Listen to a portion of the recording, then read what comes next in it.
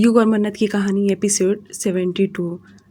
India में रात का समय नैना के घर आने के बाद नारायण जी ने पूछा कि अब उसकी दोस्त की तबीयत कैसी है। नैना ने भी बता दी कि वह अभी अच्छी है और वे सभी के लिए खाना बनाने लगी। वह खाना बनाते वक्त बार बार उसके दिमाग में यही चल रहा था कि मयंक ने पीहू के साथ आखिर किस मकसद से यह सब किया, क्योंकि उसे भी मयंक के बारे में पता है कि मयंक बहुत ही समझदार और सुलझा हुआ लड़का है। उसने आज तक कभी किसी के साथ ऊंची आवाज़ में बात तक नहीं किया, पर आज उसने पीहू के कपड़े उतार दिए।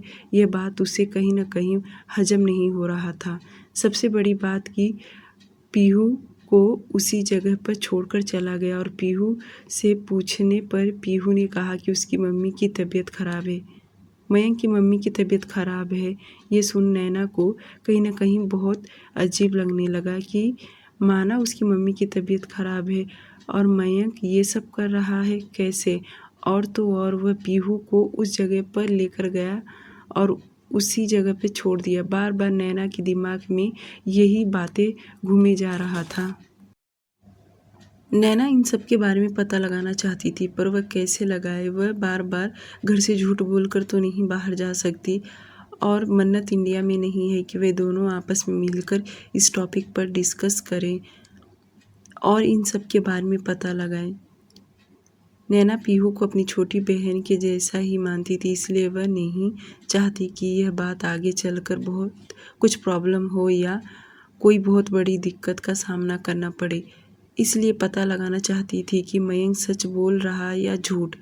अगर वह झूठ बोल रहा है कि उसकी मम्मी की तबीयत खराब है और पीहू को इस हालत में छोड़कर गया, तो ज़रूर वह कोई साजिश रच रहा है। और अगर उसकी मम्मी की तबीयत सच में खराब है तो कोई बात नहीं। किचन में नैना खाना बनाते वक्त यही सब सोच रही थी। बहुत सोचने विचारने के बाद उसे ख्याल आया क्यों ना अभय को यह काम सौंप दिया जाए। वे पता लगाकर ज़रूर बता देगा कि मयंक की मम्मी इस वक्त हॉस्पिटल में है या नहीं। नैना किचन में से बाहर निकली और अपना मोबाइल ले अभय को कॉल डायल कर दी। सीढ़ियों से ऊपर जाने लगी। नैना ऊपर जा ही रही थी कि तभी रेहान अंदर एंटर हुआ और उसने नैना को ऊपर जाते देखा। वह भी उसके पीछे आ रहा था, पर नैना मोबाइल कान के पास लगाई थी और रिंग जा रहा था। नैना तेजी से सीढ़ियाँ चढ़ते हुए कमरे में गई। उसके पीछे पीछे रेहान भी तेजी से ऊपर गया।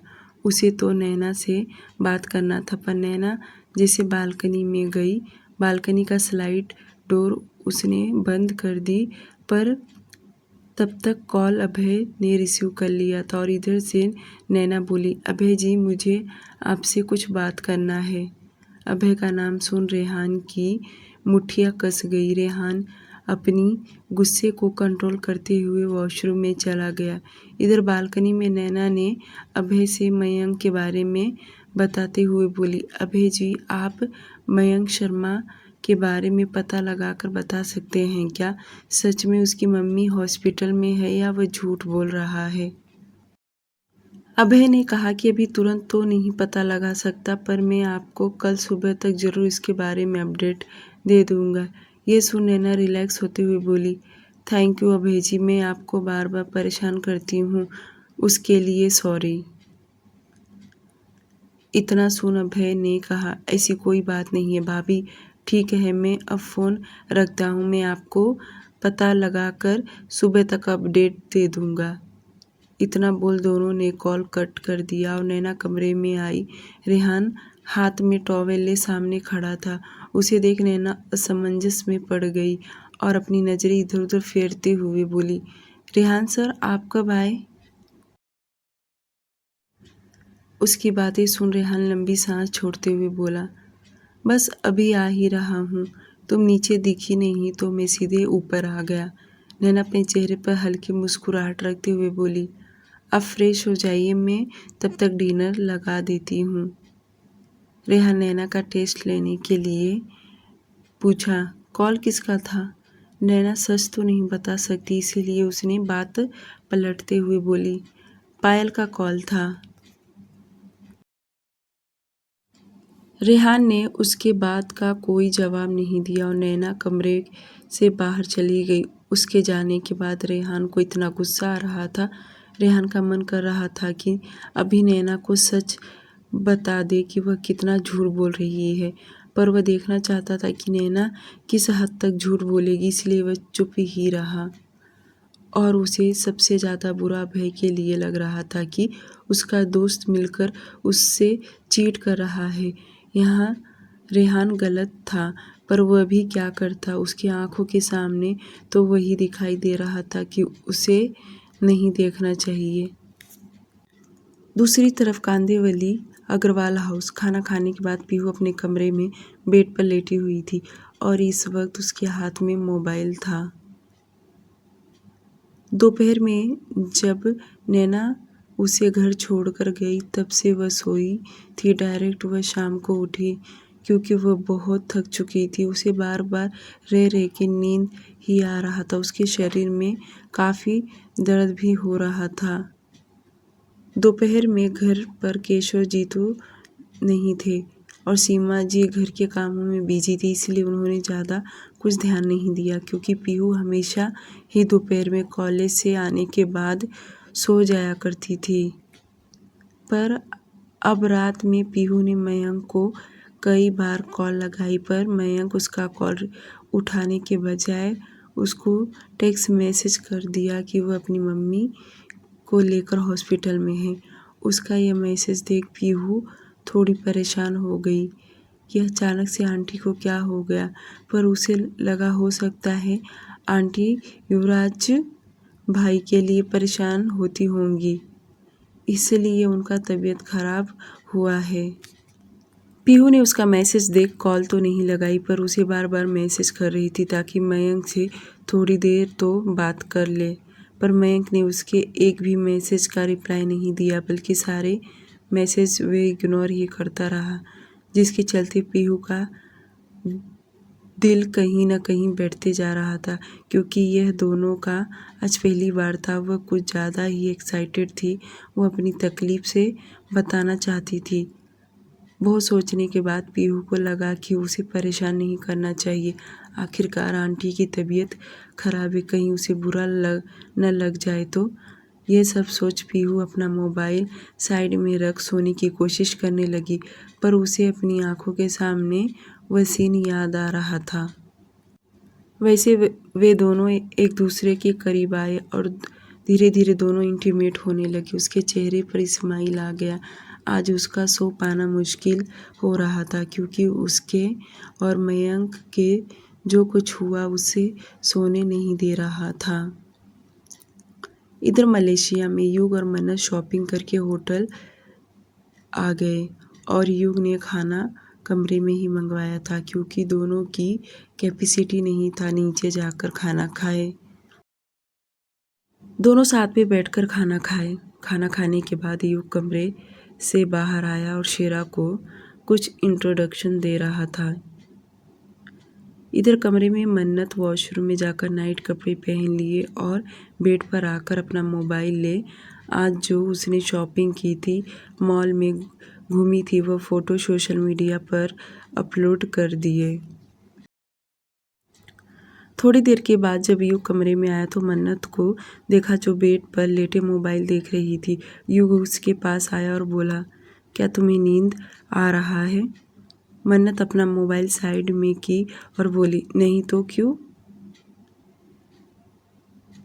युग आगे बोला, तुम्हें मूवी देखना था ना, चलो मूवी देखते हैं। युग लैपटॉप लेकर बेड पर आया। वे दोनों लेटे। युग मन्नत से पूछा, तुम्हें किस टाइप की मूवी पसंद है, हॉलीवुड या बॉलीवुड? मन्नत बोली, मैं कोई भी मूवी देखती हूँ, बट न्यू मूवी हो जो मैं देखी ना रहूँ।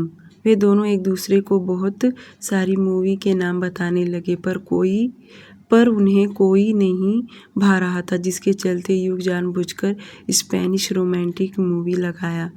कुछ देर वे दोनों चुपचाप देख रहे थे, पर जब वह सीन आया, हद से ज़्यादा वाइल्ड रोमांस, सेक्स, ये सब देख दोनों के अंदर कुछ न कुछ हो रहा था। सबसे ज़्यादा युग के अंदर। मन्नत तो शांत थी, उसे अंदर से शर्म आ रहा था। उसने हॉलीवुड मूवी कई बार देखी है पर इतना रोमांस वाला मूवी नहीं देखी, बहुत कम रोमांस वाला ही देखी है। ऐसे रोमांस वाले मूवी वह युग के साथ पहली बार देख रही थी।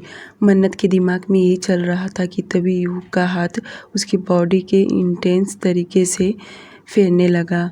पर इस वक्त मन्नत ने झट से युग के हाथ पकड़ ली और उसे घूर कर देखने लगी और साथ में उबासी लेते हुए बोली, युग मुझे बहुत नींद आ रहा है, अब मैं और मूवी नहीं देख सकती।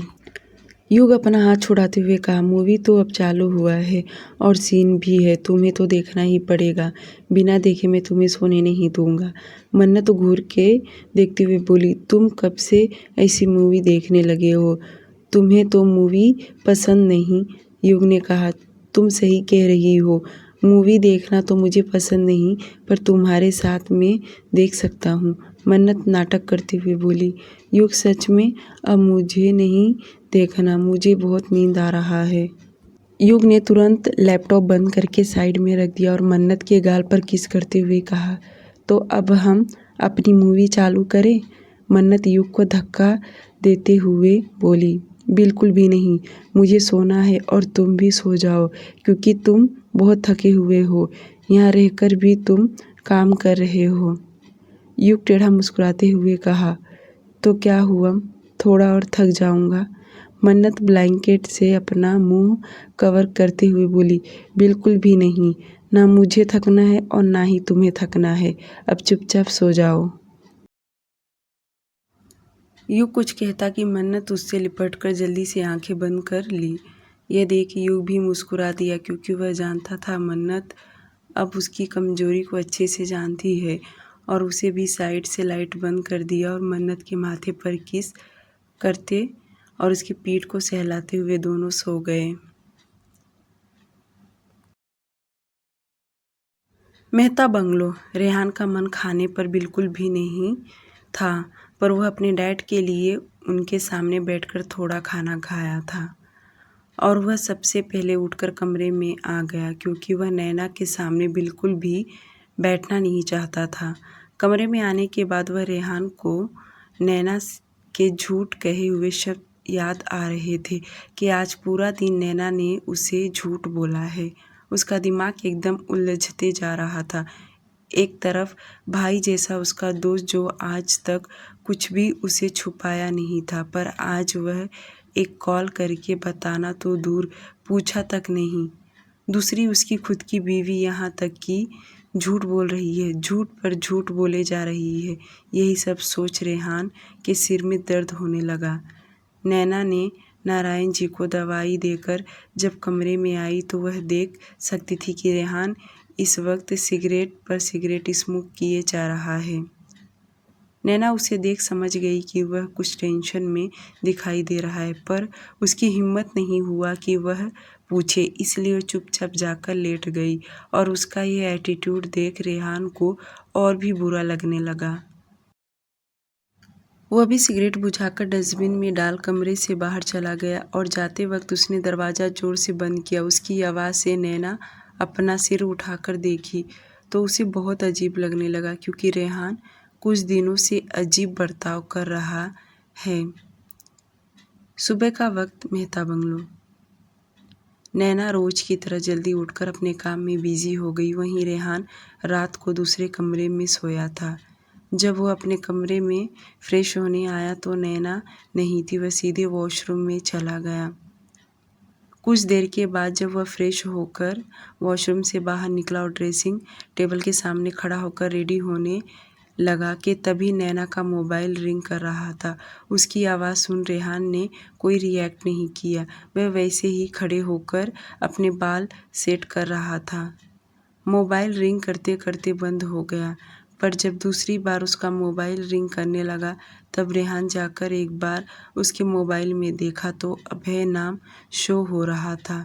अभय का कॉल देख रेहान के शरीर में तो आग ही लग गया। उसका दिल तो कर रहा था कि मोबाइल उठाकर ऊपर से नीचे फेंक दे पर वह ऐसा नहीं कर सकता और उसने झट से कॉल रिसीव किया। वह कुछ कहता कि कॉल के दूसरी तरफ से अभय बोला, हेलो गुड मॉर्निंग भाभी। सुनो। अभय इतना ही बोला होगा कि इधर से रेहान बोला, हाँ सुनाओ, क्या सुनाना है। रेहान का आवाज़ सुन तो अभय जम ही गया। उसे यकीन नहीं हो रहा कि भाभी का फ़ोन रेहान के हाथ में है और उसके आवाज़ से ही अभय को आभास हो गया कि वह गुस्से में है। अभय अपने मन में सोचने लगा कि अच्छा हुआ कि मैंने मयंक के बारे में कुछ कहा नहीं, पता नहीं क्या होता। उसने तुरंत बात पलटते हुए कहा, गुड मॉर्निंग मेरे शेर, तुम तो मुझे भूल ही गए हो। मैंने सोचा भाभी से तुम्हारी खबर ले लूँ। अभय की बातें सुन रेहान को इतना गुस्सा आ रहा था कि उसका हाथ मोबाइल पर कसते जा रहा था। उसके माथे की नस उभर गए थे। फिर भी वह अपने आप को नॉर्मल करते हुए बोला, तो ये बात है। फिर जहाँ तक मुझे पता है कि हम दोनों के बीच ऐसी कोई बहस नहीं हुआ है जो कि तुम मुझे कॉल नहीं कर सकते। तुम मुझे कॉल कर सकते हो। रेहान की इतनी कड़वी बातें सुन अभय को अंदर से बहुत बुरा लगा। उसे भी लग रहा था कि रेहान सही तो कह रहा है। भाभी के झूठ के वजह से कहीं हम दोनों के रिश्ते में दरार ना पड़ जाए। अभय हंसते हुए आगे बोला, चल ठीक है, आज ऑफिस आकर तुझसे बात करता हूँ। वैसे भी ऐसा लग रहा है बहुत दिन हुए तुझे बात नहीं किया। इधर से रेहान हाँ बोलकर कॉल काट दिया और कॉल काटते ही दांत पीसते खुद से कहा, मुझे समझ गया है कि अभय को नैना से कुछ बात करना था, पर मैंने कॉल रिसीव किया इसलिए वो कुछ नहीं कहा। रेहान नैना का फ़ोन सोफे पर फेंक ड्रेसिंग टेबल के सामने खड़ा होकर रेडी होने लगा। साथ ही साथ में उसके दिमाग में बहुत कुछ चल रहा था। रेहान रेडी हो रहा था कि तभी रूम का दरवाज़ा खुला।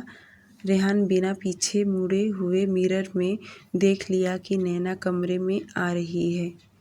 नैना अंदर आते ही रेहान को देख बोली, रेहान सर नाश्ता रेडी है। इतना बोल वह सोफे से अपना मोबाइल उठा ली। नैना अपना मोबाइल लेकर कमरे से बाहर चली गई। बाहर आते ही उसने अपना मोबाइल ओपन किया तो अभय का कॉल आ गया था।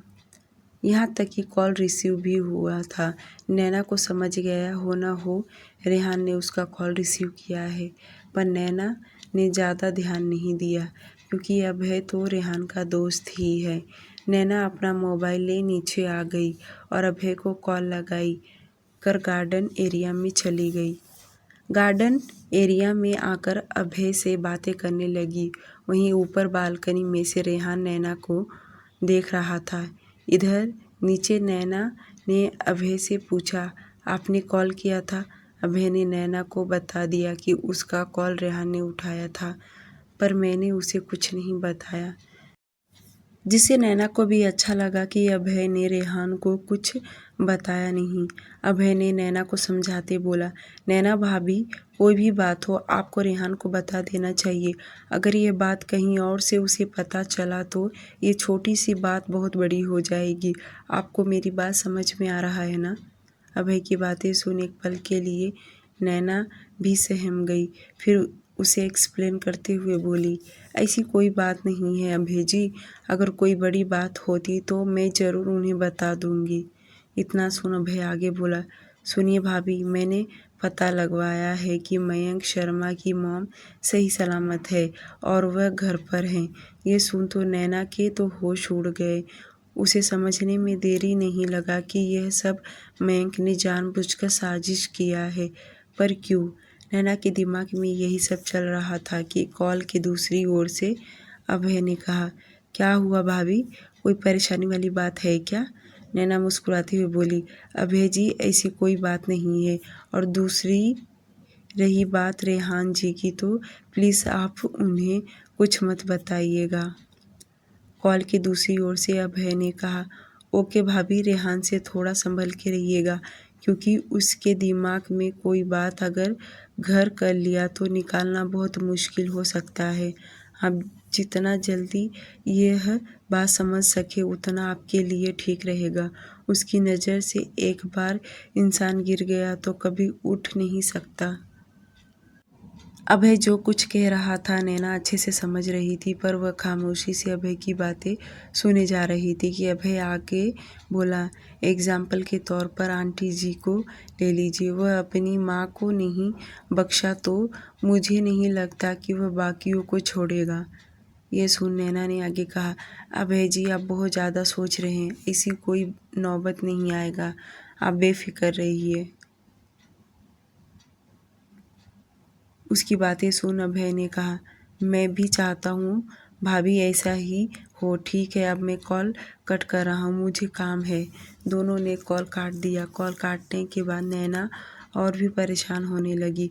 उसे सब कुछ समझ गया कि मयंक युवराज का बदला लेने के लिए यह सब षड्यंत्र बनाया है, पर वह ये सब किससे कहे और वह घर से बार बार तो निकल भी नहीं सकती।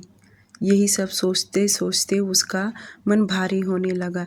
इस वक्त मन्नत इंडिया में नहीं है कि इस टॉपिक पर वह दोनों बैठकर बातें करें।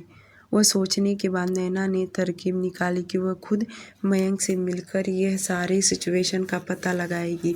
आखिर उसने यह सब क्यों किया, इसके पीछे उसका असली मकसद क्या है। कहीं मयंक बदले की आग में न जाने कितने लोगों को तबाह कर देगा, इसलिए उसे जल्द से जल्द रोकना ही होगा।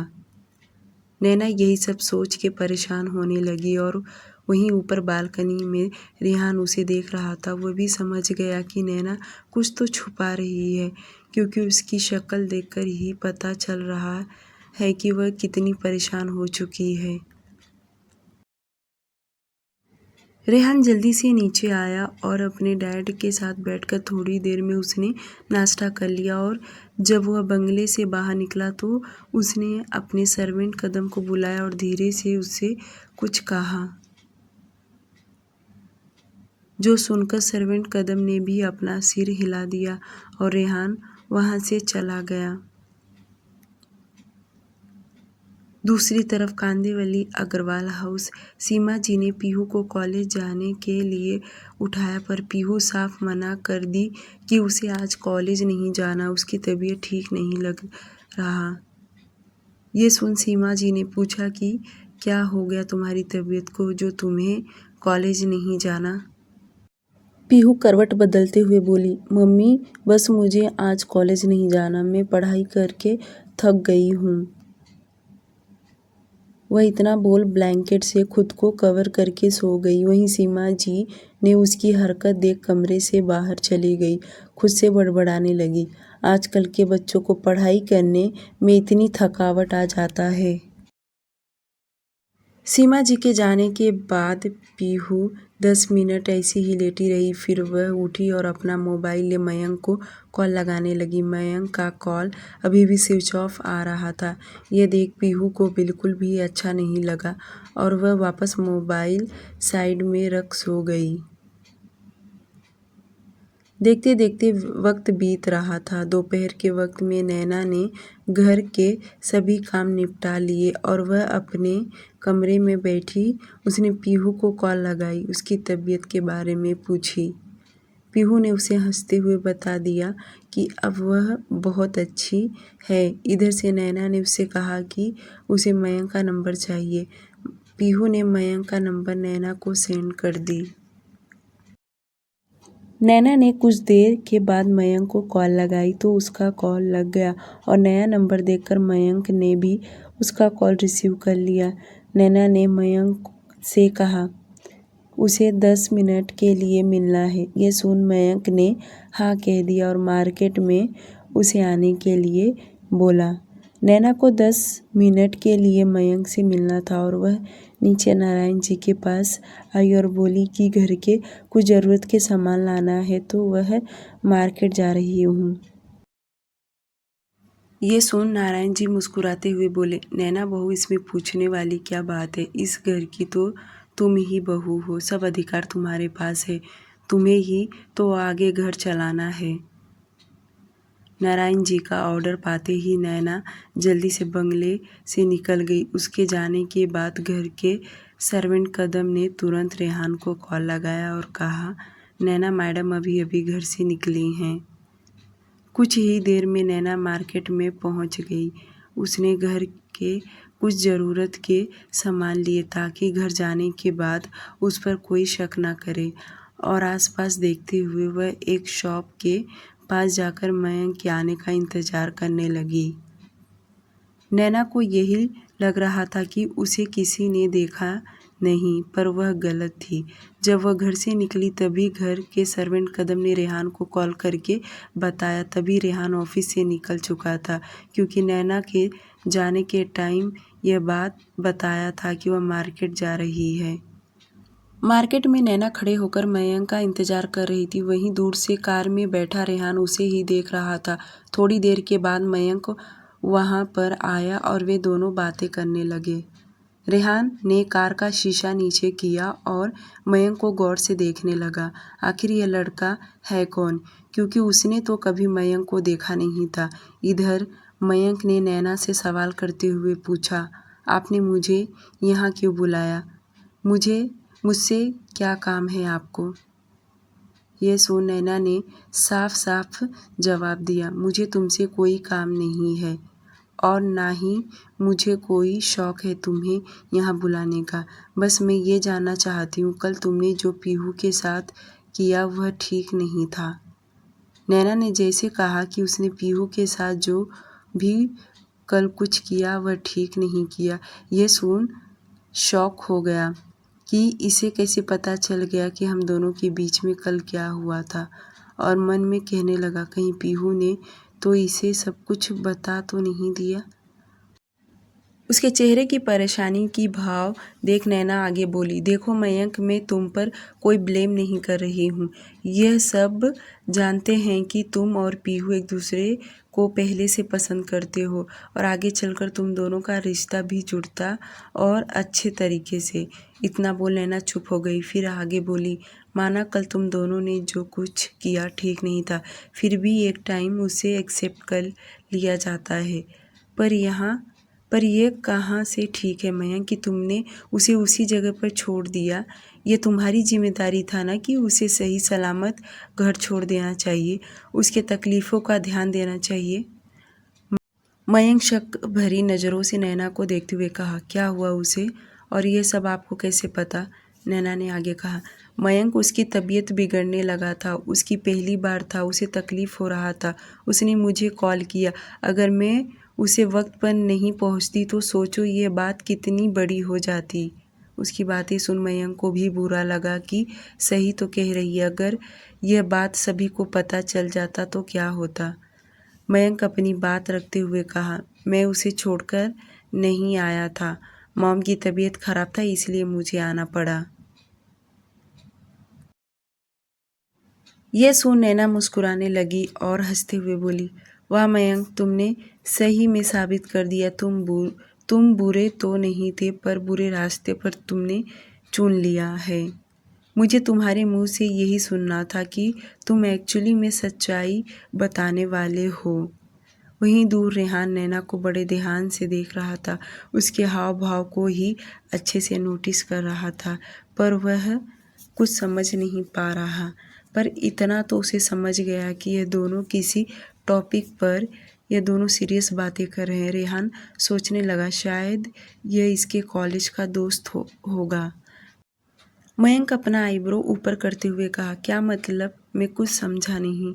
नैना ने आगे कहा, यही कि तुम्हारी मॉम की तबीयत खराब नहीं है, वह बिल्कुल ठीक है। तुमने जानबूझकर पीहू को झूठ बोला, यह तुम्हारी सोची समझी साजिश है।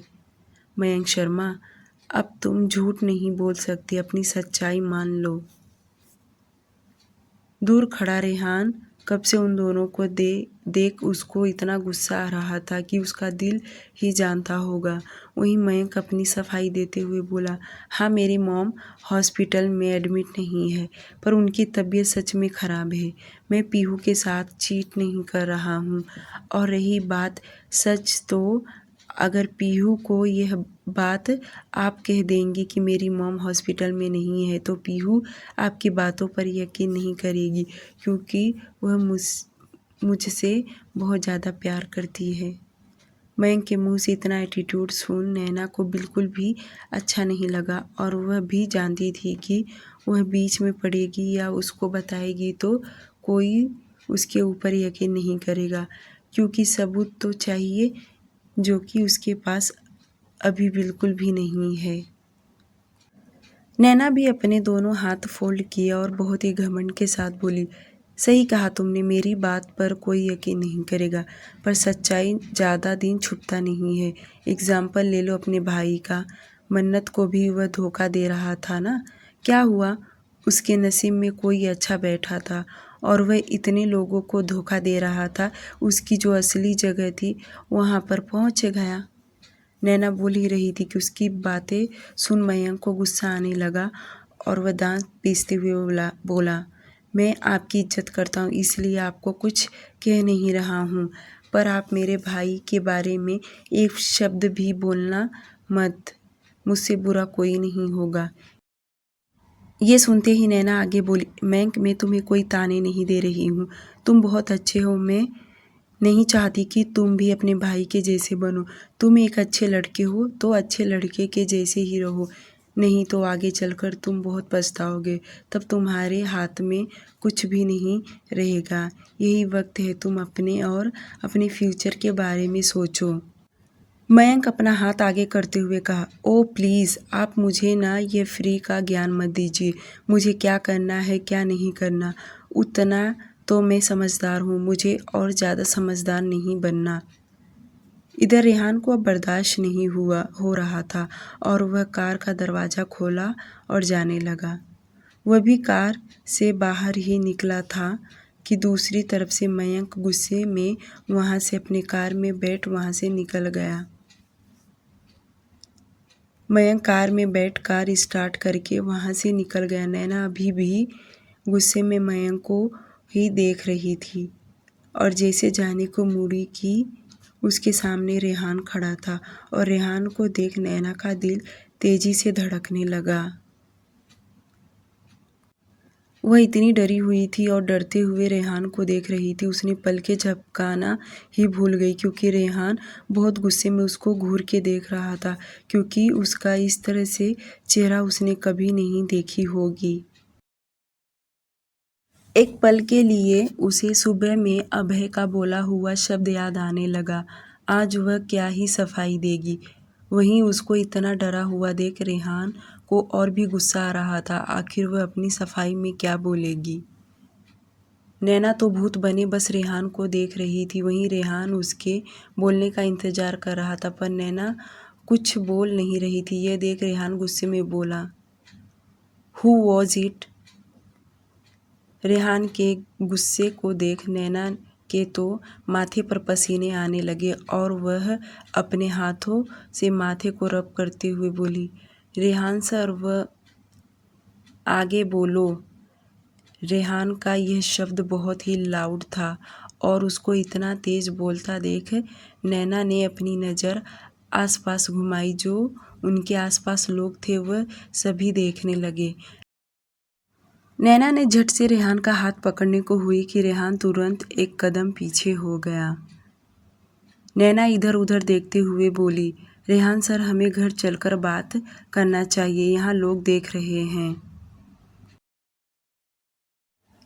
रेहान एक हाथ अपने कमर पर तो दूसरा हाथ माथे पर और आंख बंद करते हुए लंबी सांस लिया और बोला, वाह, तो अब तुम्हें शर्म आ रहा है।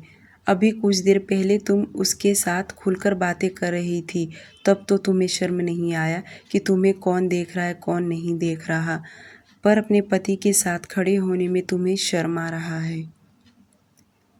नैना अपना सिर नाम में हिलाते हुए बोली, नहीं रेहान सर, ऐसा बिल्कुल भी नहीं है, आप गलत समझ रहे हैं। रेहान फेक स्माइल करते हुए कहा, अच्छा तो तुम सही हो और मैं बेवजह में तुम्हें गलत समझ रहा हूँ। एक साथ कितने लोगों के साथ तुम बात कर सकती हो, जैसे कि सुबह में अभय, दोपहर में ये लड़का और रात में मैं। रेहान उसके कैरेक्टर पर उंगली उठा रहा था। यह देख नैना की आंखों में आंसू आ गए और वह समझ गई कि रेहान को अब वह यकीन भी दिलाएगी तो भी वह यकीन नहीं करेगा, क्योंकि उसने उसे इस वक्त मयंक के साथ बात करते हुए जो देख लिया है। नैना के हाथ में जो सामान लिया हुआ बैग था वह नीचे गिर गया और उसकी आंखों से आंसू लुढ़कते हुए गाल पर गिर रहे थे। उससे तो अब ठीक तरीके से बोला भी नहीं जा रहा था, फिर भी वह लड़खड़ाती हुई आवाज़ में बोली, रेहान सर, आप ये क्या कह रहे हैं? आपको पता भी है आप मुझ पर शक कर रहे हैं? रेहान अपनी बातों पर जोर देते हुए कहा, बेवजह में तो मैं तुम पर शक नहीं कर रहा हूँ, क्योंकि मैं कुछ दिनों से तुम पर कुछ ज़्यादा ही नोटिस करने लगा हूँ, ध्यान दे रहा हूँ, तब जाकर मेरी आंखें खुली है। समझ में आई मेरी बात? नैना अपने हाथ से आंसू साफ करते हुए बोली, क्या कहा आपने? आप मुझ पर ध्यान दे रहे हैं, आपको मुझ पर शक है, तो आपने ये पहले क्यों नहीं कहा? क्योंकि मैं देखना चाहता था कि तुम किस हद तक झूठ बोल सकती हो, इसलिए आज मैं तुम्हारे पीछे आया। अगर मैं नहीं आता और तुम्हें रंगे हाथ नहीं पकड़ता तो तुम आज भी झूठ बोलती। सच सच बताओ, तुम मुझे सफाई में क्या कहती? यही ना कि मैं मार्केट गई थी, सामान लेने गई थी, वगैरह वगैरह। और दूसरी बात, तुम मेरे डैड को भी बेवकूफ़ बना रही हो। एक अच्छी भोली भाली बहू बनने का अच्छा किरदार निभाया है तुमने, पर डैड तुम पर यकीन कर सकते हैं, रेहान मेहता नहीं, क्योंकि उसकी आँख है देखने के लिए। रेहान इस वक्त बहुत गुस्से में था। उसे नहीं समझ में आ रहा कि वह क्या बोल रहा है और उसे कैसे रिएक्ट करना चाहिए। और तो और वह गुस्से में उसने ये भी नहीं देखा कि वह इस वक्त कहाँ पर खड़ा है। वह तेज़ी से मुड़ा और अपने कार के तरफ बढ़ा कि नैना दौड़ते हुए उसके पीछे आने लगी और जैसे उसका हाथ पकड़ने को हुई कि रेहान अपना हाथ आगे करते हुए रुक गया। नैना कुछ अपनी सफाई में कहती कि रेहान बिना उसके तरफ देखे ही कहा, मुझे नहीं लगता कि तुम्हें अब मेरे घर आना चाहिए। तुम्हें जिसके साथ जैसे रहना है तुम रह सकती हो। रेहान की बातें सुन तो नैना को सदमा ही लगा। उसे यकीन नहीं आ रहा कि रेहान उसे सीधे कह रहा है घर छोड़कर जाने के लिए। रेहान जैसे कार का दरवाज़ा खोलने के लिए हाथ आगे बढ़ाया कि नैना उसके सामने आकर रोकते हुए बोली, रेहान सर प्लीज़ आप मेरी बात सुनिए, समझने की कोशिश कीजिए। आप यह गलत कर रहे हैं। मैं आपके घर नहीं जाऊंगी तो कहाँ जाऊंगी? रेहान अपनी आँखों पर गॉगल्स चढ़ाते हुए कहा, अभी कुछ देर पहले जिससे बातें कर रही थी उसके साथ या सुबह में अभय का नाम सुन के बहुत ज़ोर से खींचा और नैना को बहुत बुरा लगा, क्योंकि अभय उसे बहन के जैसा ट्रीट करता था। कभी उसने गलत निगाहें या इंटेंशन से नहीं देखा था।